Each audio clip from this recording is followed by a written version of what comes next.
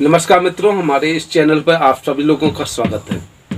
आज हम इस वीडियो में जो टॉपिक है हमारा वह है कि हमारे जीवन में माता पिता का क्या महत्व है।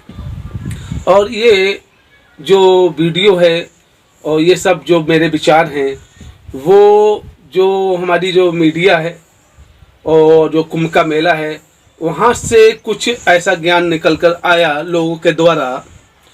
तो मुझे ये एक तरह का ध्यान शिक्षक के रूप में मुझे डर लगा कि हमारी जो युवा पीढ़ी है वो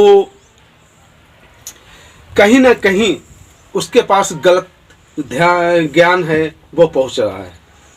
तो माता पिता का जो हमारे जीवन में महत्व है वो भौतिक रूप से भी महत्वपूर्ण है और आध्यात्मिक रूप से भी बहुत ही महत्वपूर्ण है। और इसी विषय पर हम आज चर्चा करेंगे और अपने विचार आप सभी लोगों से शेयर भी करेंगे। तो अगर मेरे आपको ये विचार अच्छे लगते हैं तो कमेंट कीजिएगा और लाइक भी कीजिएगा अगर पसंद करते हैं तो, और मेरे इस चैनल को सब्सक्राइब भी ज़रूर कीजिएगा। देखिए, हमारे जो माता पिता हैं वो हमारे जीवन में जो ये भौतिक शरीर है उस पर बहुत ही महत्वपूर्ण है। अगर हमको उनके द्वारा ये भौतिक शरीर ना मिला होता तो हम कोई भी कार्य नहीं कर पाते, ना तो हम भौतिक कार्य कर पाते और ना ही हम आध्यात्मिक कार्य कर पाते। कुछ लोगों का ये मानना है, बहुत से लोग ये कहते हैं कि ये जो भौतिक शरीर है वो हमें ईश्वर ने दिया है। लेकिन जहाँ तक हमने जो पाया, जो मैंने महसूस किया वो ये है कि ये भौतिक शरीर हमारे माता पिता की ही देन है। अगर हमारे माता पिता न होते और उनके द्वारा ये भौतिक शरीर का निर्माण ना हुआ होता तो हमारी जो सोल है उसको ये अनमोल शरीर प्राप्त नहीं हो पाता, और जिससे वो भगवत प्राप्ति जो परमात्मा से मिलने का जो उसका उद्देश्य है उसकी पूर्ति मेरी जो आत्मा है, मेरी जो सोल है वो कदापि नहीं कर पाती। ये एक अवसर मिला है, एक ये अवसर है उस सोल का। वो सोल जो है वो बहुत भाग्यशाली है। जैसे माता पिता ने माँ ने अपने गर्भ में 9 महीने रखा और असहनीय पीड़ा देने के बाद इस भौतिक शरीर को जन्म दिया, जिसके द्वारा हम आज आध्यात्मिक बातें भी कर रहे हैं और भौतिक कार्य भी कर रहे हैं और ज्ञान अर्जित भी कर रहे हैं और साधु संत बनकर हम लोगों को उपदेश दे रहे हैं। तो इसके पीछे बहुत ही महत्वपूर्ण भूमिका हमारे माता पिताओं की है। और अगर कोई अपने माता पिता को दुख देकर अगर हम अध्यात्म में की तरफ जाएं और तो भगवान की प्राप्ति करने के लिए जाएं तो हमें कदापि भी हमें भगवत प्राप्ति नहीं हो सकती।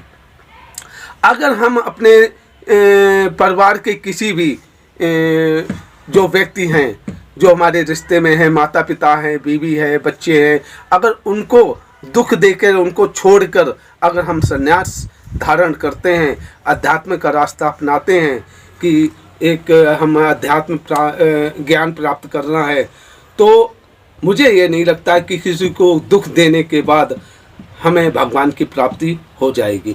हम सभी लोगों को सुख देते हुए सारे काम करेंगे तो भगवान की प्राप्ति का जो मार्ग है वो सरल होता चला जाएगा। तो युवा पीढ़ी के लिए हमारा ये संदेश है कि माता पिता जो हैं उनका हमारे जीवन में बहुत ही ज़्यादा ही महत्व है। इनका आदर करना चाहिए, इनके आदेश का पालन करना चाहिए, इनकी वृद्धावस्था में सेवा करनी चाहिए। जिस प्रकार से एक नवजात शिशु की और एक छोटे बच्चे के लिए माता पिता भगवान का रूप होते हैं, उसी प्रकार से एक बूढ़े माँ बाप के लिए उनका बेटा भगवान का रूप होता है। कि बूढ़े माँ बाप जो होते हैं वो बच्चे के ही समान हो जाते हैं और उन्हें किसी न किसी के सहारे की ज़रूरत होती है। अगर बेटा उनको छोड़कर सन्यासी भी बन जाता है तो वो वहाँ पर एक तरह का महापाप कर रहा होता है। उसे भगवान की प्राप्ति कदापि नहीं हो सकती, क्योंकि उसने अपने माँ बाप को छोड़कर, जो माँ बाप उसको भगवान के रूप में देख रहे हैं, एक आशा के रूप में देख रहे हैं, उनको लात मारकर अगर वो संन्यास धारण करता है, गेरुआ वस्त्र धारण करता है, तो मुझे ये नहीं लगता है कि भगवान उसको अपनी शरण में लेंगे।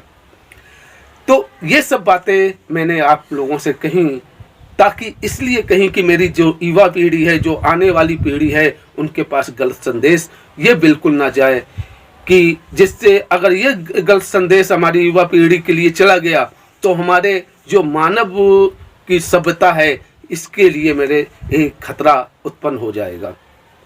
आपको ये मेरे विचार कैसे लगे कमेंट बॉक्स में ज़रूर बताइएगा, और मेरे इस चैनल को सब्सक्राइब भी कीजिएगा और वीडियो को लाइक भी कीजिएगा। जय गुरुदेव, धन्यवाद।